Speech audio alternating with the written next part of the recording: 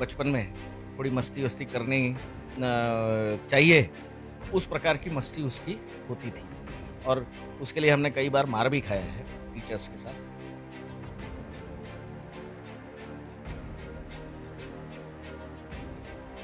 लेकिन मनोज जैसा है वैसा ही आज भी मिलता है।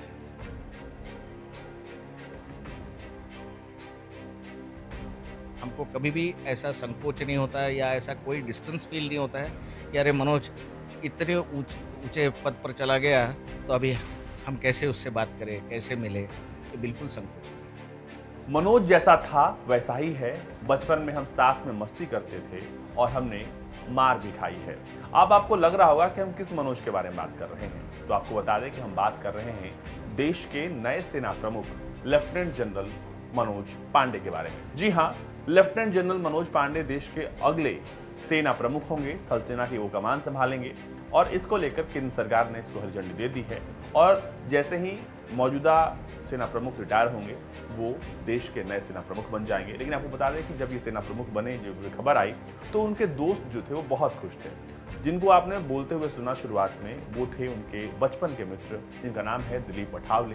दिलीप पठावले जो है नागपुर में रहते थे, क्योंकि लेफ्टिनेंट जनरल मनोज पांडे जो है वो नागपुर से हैं और दोनों की जो दोस्ती है वो 2.5 साल से है। इन्होंने अपने बचपन के पल साझा किए, बताया कि कैसे एक साथ दोनों मस्ती करते थे। आपको बता दें कि नागपुर के अमरावती रोड पर स्थित इसी मकान में जो है वो सेना प्रमुख के पिता जो हैं वो रहते हैं। उनके पिता का नाम है डॉक्टर चंद्रशेखर पांडे और कुछ बीमारी की वजह से वो बोल नहीं पाते हैं।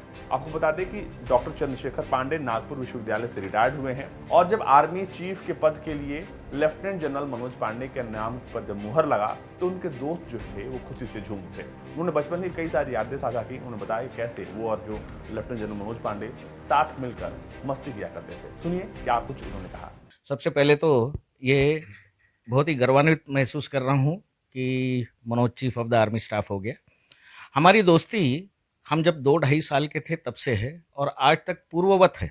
यानी सब लोग हम अलग अलग करियर में गए, फिर भी हमारा मिलना जुलना अभी भी चालू है। वो जहाँ भी पोस्टिंग पे रहता है हम जाके मिलते हैं, नागपुर में आता है तो हमारी मुलाकात होती है और बहुत अच्छे स्वभाव का है, नेक इंसान है मनोज पढ़ाई में बहुत अच्छा था और वो वैसा देखा जाए तो ऑलराउंडर ही था। स्पोर्ट्स में भी अच्छा था, क्रिकेट खेलता था, बास्केटबॉल खेलता था, को करिकुलर एक्टिविटीज़ में भी आगे रहता था।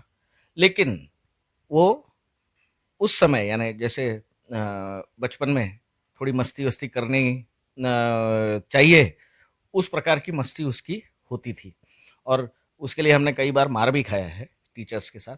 लेकिन मनोज जैसा है वैसा ही आज भी मिलता है।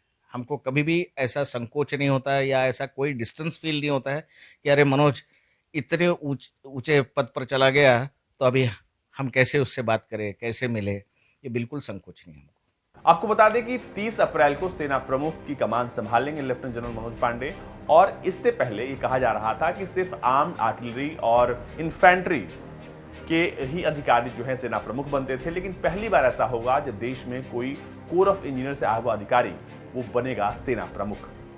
अब बता दें कि जनरल पांडे को दिसंबर 1982 में कोर ऑफ इंजीनियर्स में नियुक्ति मिली थी। वो स्टाफ कॉलेज कैम्ब्रेली ब्रिटेन से ग्रेजुएट हैं। उन्होंने आर्मी वॉर कॉलेज महू और दिल्ली में नेशनल डिफेंस एकेडमी में हायर कमांड कोर्स में हिस्सा लिया।